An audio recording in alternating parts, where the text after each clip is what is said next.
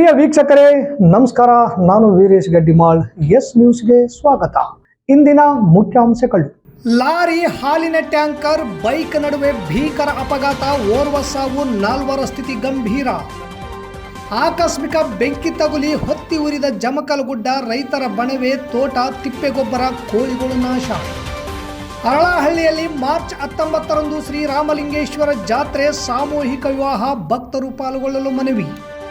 ಯುಗಾದಿ, ರಂಜಾನ್ ಹಬ್ಬಗಳು ಬಂದಿವೆ, 9 ತಿಂಗಳ ಸಂಬಳ ಕೊಟ್ಟಿಲ್ಲ, ಕಚೇರಿಗಳಿಗೆ ಬೀಗ ಹಾಕುತ್ತೇವೆ, ಜಿ ಅಡವಿರಾವ್.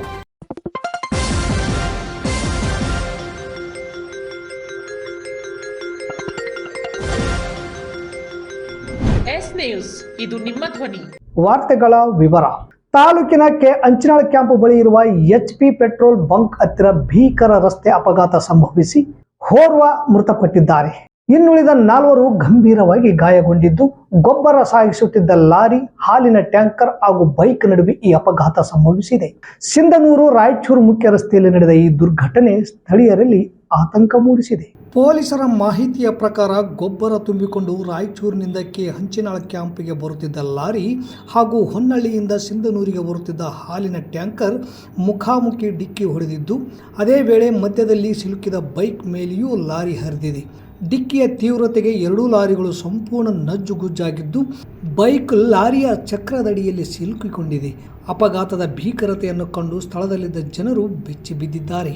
ಗೊಬ್ಬರ ಲಾರಿ ಚಾಲಕ ಅಬ್ದುಲ್ ರಹೀಂ 21 ವರ್ಷ, ರಾಯಚೂರಿನ ಸಿಯಾ ತಲಾಬ್ ಕಾಲೋನಿಯವನಾಗಿದ್ದು, ಗಂಭೀರವಾಗಿ ಗಾಯಗೊಂಡು ಆಸ್ಪತ್ರೆಗೆ ಸಾಗಿಸುವ ವೇಳೆ ಮೃತಪಟ್ಟಿದ್ದಾನೆ.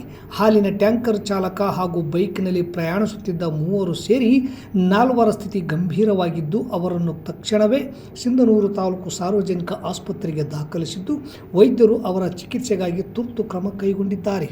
ಅಪಘಾತದ ಸುದ್ದಿ ತಿಳಿಯುತ್ತಿದ್ದಂತೆ ಸ್ಥಳೀಯರು ಹಾಗೂ ಪೊಲೀಸರು ಸ್ಥಳಕ್ಕೆ ಧಾವಿಸಿ ರಕ್ಷಣಾ ಕಾರ್ಯಾಚರಣೆ ನಡೆಸಿದರು. ಗಾಯಾಳುಗಳನ್ನು ಆಸ್ಪತ್ರೆಗೆ ರವಾನಿಸಲು ಸಹಕರಿಸಿದರು. ಈ ದುರ್ಘಟನೆಯಿಂದ ಕೆಲ ಕಾಲ ರಸ್ತೆ ಸಂಚಾರದಲ್ಲಿ ವ್ಯತ್ಯಯ ಉಂಟಾಯಿತು. ಅಪಘಾತದ ನಿಖರ ಕಾರಣ ಇನ್ನೂ ತಿಳಿದು ಬಂದಿಲ್ಲ. ಸಿಂಧನೂರು ಗ್ರಾಮೀಣ ಪೊಲೀಸ್ ಠಾಣೆಯಲ್ಲಿ ಪ್ರಕರಣ ದಾಖಲಾಗಿದ್ದು, ಪೊಲೀಸರು ಮುಂದಿನ ತನಿಖೆ ಕೈಗೊಂಡಿದ್ದಾರೆ. ಈ ವೇಳೆ DYSP G Chandrashekhar, PI Veerareddy, ಗ್ರಾಮೀಣ ಠಾಣೆಯ PSI ವಿನಾಯಕ್ ಹಾಗೂ ಪೊಲೀಸ್ ಸಿಬ್ಬಂದಿಗಳು, ಸಾರ್ವಜನಿಕರು ಇದ್ದರು. ತಾಲೂಕಿನ ಚನ್ನಳ್ಳಿ ಗ್ರಾಮ ಪಂಚಾಯಿತಿ ವ್ಯಾಪ್ತಿಯ ಸಿದ್ದರಾಮಪುರ ಗ್ರಾಮದ ಸೀಮೆಯ ಗಣೇಶ್ ಕ್ಯಾಂಪ್ ಹತ್ತಿರವಿರುವ ಜಮಕಲ್ ಗುಡ್ಡಕ್ಕೆ ಶನಿವಾರ ಸುಮಾರು 11 ಗಂಟೆಗೆ ಆಕಸ್ಮಿಕವಾಗಿ ಬೆಂಕಿ ತಗುಲಿ ಗುಡ್ಡ ಮತ್ತು ಸುತ್ತಮುತ್ತಲಿನಲ್ಲಿರುವ ಅನೇಕ ಹುಲ್ಲಿನ ಬಡವೆಗಳು, ಕೋಳಿಗಳು, ಮನೆಯ ಶೆಡ್ಡುಗಳು ಸುಟ್ಟು ಕರಕಲಾಗಿರುವ ವಿಷಯ ತಡವಾಗಿ ಬೆಳಕಿಗೆ ಬಂದಿದೆ.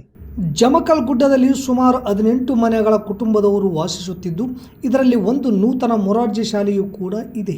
ಇದರಲ್ಲಿ ದೇವಪ್ಪ ತಂದೆ ಫಕೀರಪ್ಪ ಅವರ 2 ಹುಲ್ಲಿನ ಬಣವೆ, ಸೀತಮ್ಮ ಅವರ 2 ತಿಪ್ಪೆಗೊಬ್ಬರ ಮತ್ತು 1 ಬಣವೆ, ಹನುಮಮ್ಮ ಗಂಡ ಯಂಕಪ್ಪ ಅವರ 1 ತಿಪ್ಪೆಗೊಬ್ಬರ ಸಂಪೂರ್ಣ ಸುಟ್ಟು ಕರಕಲಾಗಿದೆ. ವೀರೇಶ್ ತಂದೆ ವಿರುಪಣ್ಣ ಅವರಿಗೆ ಸೇರಿದ ಸುಮಾರು 20 ಕೋಳಿಗಳು ಹಾಗೂ ಮನೆಗಳ ಹಿಂದೆ ಮಾಡಿದ ತರಕಾರಿ ಮತ್ತು ಹಣ್ಣಿನ ತೋಟಗಳು ಸುಟ್ಟು ಹೋಗಿವೆ. ನಂತರ ವಿಷಯ ಗೊತ್ತಾಗಿ ಕಾರ್ಟಿಗೆಯಿಂದ 3 ಫೈರ್ ಇಂಜಿನ್ ಜೊತೆಗೆ ಅಗ್ನಿಶಾಮಕ ದಳದವರು ಬಂದರೂ ಅವರು ಬರುವಷ್ಟರೊಳಗೆ ಗುಡ್ಡದಲ್ಲಿ ಬೆಳೆದು ನಿಂತ ಗಿಡಮರಗಳು, ರೈತರ 3 ಬಣವೆಗಳು, ತೋಟಗಳು, 3 ತಿಪ್ಪೆಗೊಬ್ಬರ, 20 ಕೋಳಿಗಳು ಸುಟ್ಟು ಕರಕಲಾಗಿವೆ ಎಂದು ಸ್ಥಳೀಯ ಯುವಕರಾದ ಗುರುಪ್ರಸಾದ್, ಹನುಮೇಶ್ ಹಾಗೂ ಶಿವರಾಜ್ ತಿಳಿಸಿದರು. 2-3 ವರ್ಷಗಳಿಂದಲೂ ಸಹ ಫಾರೆಸ್ಟ್ ಆಫೀಸ್ನಿಂದ ಸುಮಾರು 3,000ಕ್ಕೂ ಹೆಚ್ಚು ಗಿಡಗಳನ್ನಿಟ್ಟು ಅವುಗಳನ್ನು ರಕ್ಷಣೆ ಮಾಡುತ್ತಾ ಬೆಳೆಯಲು ಅವರು ಸಹಕರಿಸಿದ್ದರು. ಆದರೆ ಏಕಾಏಕಿ ಶನಿವಾರದಂದು ಬೆಂಕಿ ತಗುಲಿದ್ದು, ಗಿಡಮರಗಳಿಂದ ಹಚ್ಚ ಹಸಿರಿನಿಂದ ಕಂಗೊಳಿಸುತ್ತಿದ್ದ ಜಮಕಲ್ ಗುಡ್ಡ ಇಂದು ಸಂಪೂರ್ಣ ಸುಟ್ಟು ಕರಕಲಾಗಿದೆ. ಕ್ಯಾಂಪಿನ ವ್ಯಾಪ್ತಿಗೆ ಬರುವ ಕುಲಕರ್ಣಿ ಆಲಂಬಾಷಾ PDO ಪಂಪನಗೌಡ ಅವರಿಗೆ ಫೋನ್ ಮಾಡಿ ವಿಷಯ ತಿಳಿಸಿದರೆ, ಇದು ನಮ್ಮ ವ್ಯಾಪ್ತಿಗೆ ಬರುವುದಿಲ್ಲ, ಅರಣ್ಯ ಇಲಾಖೆಯವರಿಗೆ ಫೋನ್ ಮಾಡಿ ಎಂದು ಬೇಜವಾಬ್ದಾರಿಯಿಂದ ಜಾರಿಕೊಂಡರು. ನಂತರ ಕೊಪ್ಪಳ MP ರಾಜಶೇಖರ್ ಇಟ್ನಾಳ್ ಅವರಿಗೆ ಫೋನ್ ಮಾಡಿದಾಗ ತಕ್ಷಣವೇ ಸ್ಪಂದಿಸಿ ಸಿಂಧನೂರು ತಹಸೀಲ್ದಾರರಿಗೆ ಫೋನ್ ಮಾಡಿ ತಿಳಿಸಿದರು. ಆದರೆ ಘಟನೆ ನಡೆದು 3 ದಿನವಾದರೂ ಕೂಡ ಇದುವರೆಗೂ ಯಾವ ಅಧಿಕಾರಿಗಳು ಬಂದು ಪರಿಶೀಲನೆ ಮಾಡಿಲ್ಲ. ಕೂಡಲೇ ಸಂಬಂಧಪಟ್ಟ ಅಧಿಕಾರಿಗಳು ಬಂದು ಬಡವರ ಹಿತ ಕಾಪಾಡಿ ಸುಟ್ಟು ಹೋದ ಕೋಳಿಗಳು, ಬಣವೆ, ತಿಪ್ಪೆಗೊಬ್ಬರ ಹಾಗೂ ತೋಟಕ್ಕೆ ಪರಿಹಾರ ಕೊಡಿಸಲು ಜಮಕಲ್ ಗುಡ್ಡದ ಯುವಕ ಬಸವರಾಜ್ ಮನವಿ ಮಾಡಿಕೊಂಡಿದ್ದಾರೆ. ತಾಲೂಕಿನ ಅರಳಹಳ್ಳಿ ಗ್ರಾಮದಲ್ಲಿ ಶ್ರೀರಾಮಲಿಂಗೇಶ್ವರ ಜಾತ್ರಾ ಮಹೋತ್ಸವದ ಅಂಗವಾಗಿ ಮಹಾಸಾಧ್ವಿ ಶಿವಶರಣೆ ಶಿರೋಮಣಿ ಹೇಮರೆಡ್ಡಿ ಮಲ್ಲಮ್ಮನವರ 75ನೇ ವರ್ಷದ ಪುರಾಣ, ಸಾಮೂಹಿಕ ವಿವಾಹ, ಮಹಾಮಂಗಲೋತ್ಸವ ಹಾಗೂ ಶ್ರೀ ರಾಮಲಿಂಗೇಶ್ವರ ಜಾತ್ರಾ ಮಹೋತ್ಸವವು ಮಾರ್ಚ್ 19ರಂದು ಬೆಳಿಗ್ಗೆ 10ಕ್ಕೆ ಮಹಿಳೆಯರಿಂದ ಉಚ್ಛಾಯ ಹಾಗೂ ಸಂಜೆ 5 ಗಂಟೆಗೆ ರಥೋತ್ಸವ ಜರುಗುವುದು ಎಂದು ಮುಖಂಡ ಸರ್ವೋತ್ತಮ ರೆಡ್ಡಿ ಹೇಳಿದರು. ಮಂಗಳವಾರ ಪತ್ರಿಕಾ ಭವನದಲ್ಲಿ ಸುದ್ದಿಗೋಷ್ಠಿ ನಡೆಸಿ ಮಾತನಾಡಿದ ಅವರು, ಪ್ರತಿ ವರ್ಷದಂತೆ ಈ ವರ್ಷವೂ ಕೂಡ ಮಾರ್ಚ್ 9ರಿಂದ ಹೇಮರೆಡ್ಡಿ ಮಲ್ಲಮ್ಮನ ಪುರಾಣವು ಪ್ರಾರಂಭಗೊಂಡಿದ್ದು 10 ದಿನಗಳ ಕಾಲ ನಿರಂತರ ಪುರಾಣ ನಡೆದು ಮಾರ್ಚ್ 19ರಂದು ಬೆಳಗ್ಗೆ ಉಚ್ಛಾಯ, ಮಹಿಳೆಯರಿಂದ ಸಂಜೆ ಮಹಾರಥೋತ್ಸವ ಜರುಗುವುದು ಎಂದರು. ನಂತರ ತಿಮ್ಮಣ್ಣ ಸಾಹುಕಾರ್ ಮಾತನಾಡಿ, ಈ ಜಾತ್ರೆ 75ನೇ ವರ್ಷದ ಜಾತ್ರೆಯಾಗಿದ್ದು ವಿಶೇಷವಾಗಿ ಕೃಷ್ಣಾನಂದ ಸ್ವಾಮಿಗಳು ಆಗಮಿಸುವರು. ಭಜನೆ, ಡೊಳ್ಳು, ಭಜಂತ್ರಿ ಹಾಗೂ ಇನ್ನಿತರೆ ವಾದ್ಯ ವೈಭವಗಳಿಂದ ಕೂಡಿದ್ದು ಶ್ರೀ ಆಂಜನೇಯ, ಶ್ರೀ ರಾಮಲಿಂಗೇಶ್ವರ ಭಜನಾ ಮಂಡಳಿ, ಶ್ರೀ ದುರ್ಗಾದೇವಿ ಭಜನಾ ಮಂಡಳಿ, ಶ್ರೀ ಕರಿಯಪ್ಪ ತಾತನವರ ಭಜನಾ ಮಂಡಳಿ ಇವರಿಂದ ಶಿವ ಭಜನೆ ನಡೆಯುವುದು. ಕಾರಣ ಸುತ್ತಮುತ್ತಲಿನ ಸಮಸ್ತ ಸದ್ಭಕ್ತರು ಆಗಮಿಸಿ ತನುಮನ ಧನದಿಂದ ಸೇವೆ ಸಲ್ಲಿಸಿ ದೇವರ ಕೃಪೆಗೆ ಪಾತ್ರರಾಗಬೇಕೆಂದು ಮನವಿ ಮಾಡಿದರು.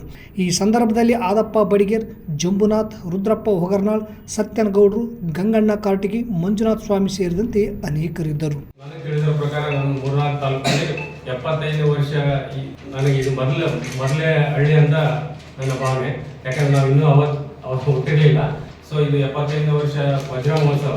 ಈ ವಜ್ರ ಮಹೋತ್ಸವ ಕಾರ್ಯಕ್ರಮಕ್ಕೆ ಎಲ್ಲ ನಮ್ಮ ಮಸ್ಕಿ ತಾಲೂಕು ಆಗಿರ್ಬೋದು, ಲಿಂಗಸೂರು ತಾಲೂಕು ಆಗಿರ್ಬೋದು, ಸಿನ್ನೂರು ತಾಲೂಕು ಆಗಿರ್ಬೋದು, ಎಲ್ಲ ಭಕ್ತಾದಿಗಳು ಇದರಲ್ಲಿ ಪಾಲ್ಗೊಂಡು ಮಲ್ಲಮ್ಮ ತಾಯಿ ಆಶೀರ್ವಾದ ಪಡಿಬೇಕಂತ ನನ್ನ ಮನವಿ.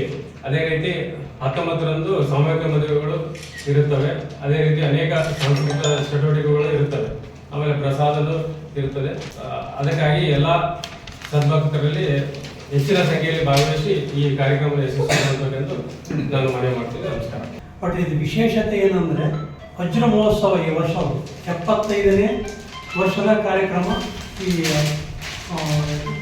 ಮಲ್ಲಮ್ಮನ ಕಾರ್ಯಕ್ರಮದ ವಿಶೇಷತೆ ಮತ್ತು ಈ ಕರ್ನಾಟಕದಲ್ಲಿ ಎಲ್ಲಿ ಯಾವ ಭಾಗದಲ್ಲಿಯೂ ಕೂಡ ಮಲ್ಲಮ್ಮನ ಪುರಾಣ ನಡೀತಾ ಇರೋದು ಇದು ಪ್ರಥಮ. ಬಿಫೋರ್ ನಮ್ಮ ಇಂಡಿಪೆಂಡೆನ್ಸ್ಗಿಂತ ಮೊದಲಿಂದ ಪ್ರಾರಂಭ ಆಗಿದ್ದು ಇವತ್ತಿಗೂ ಪ್ರತಿ ವರ್ಷ ನಡ್ಕೊಂಡು ಬಂದಿದೆ.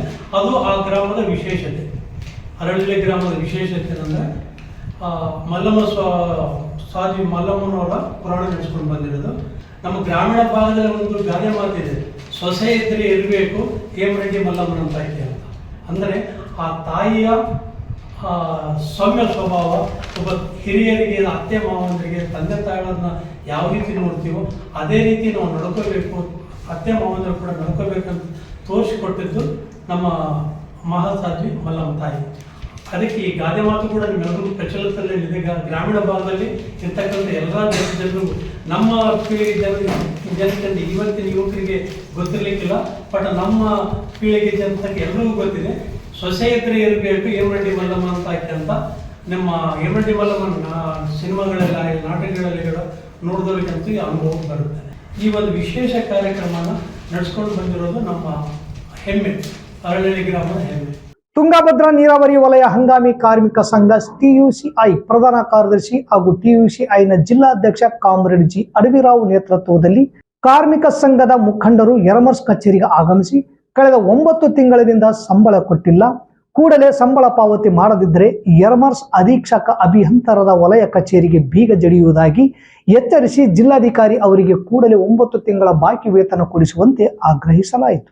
ಮೈಸೂರಿನ ಹೊರಗುತ್ತಿಗೆದಾರ ಹಾಗೂ ಕರ್ನಾಟಕ ನೀರಾವರಿ ನಿಗಮದ ಇಂಜಿನಿಯರ್ಗಳು ಶಾಮೀಲ್ ಆಗಿ ದುಡಿಯುವ ಕಾರ್ಮಿಕರಿಗೆ ಕೂಲಿ ಕೊಡದೆ ಮೋಸ ಮಾಡುತ್ತಿದ್ದರೂ ಜಿಲ್ಲಾ ಆಡಳಿತ ಹಾಗೂ ರಾಜ್ಯ ಸರ್ಕಾರದ ಪ್ರತಿನಿಧಿಗಳು ಇತ್ತ ಗಮನಿಸದೆ ಹೋದದ್ದು ಇದು ಯಾರ ಸರ್ಕಾರ ಎಂದು ನಿರ್ಧರಿಸಿದೆ ಎಂದು ಸರ್ಕಾರದ ನಡೆಯನ್ನು ಖಂಡಿಸಿದರು. ಈ ಸಂದರ್ಭದಲ್ಲಿ ನೀರಾವರಿ ಕಾರ್ಮಿಕರು ಅನೇಕ ಜನರು ಇದ್ದರು. ಇಲ್ಲಿಗೆ ವಾರ್ತಾ ಪ್ರಸಾರ ಮುಕ್ತಾಯವಾಯಿತು.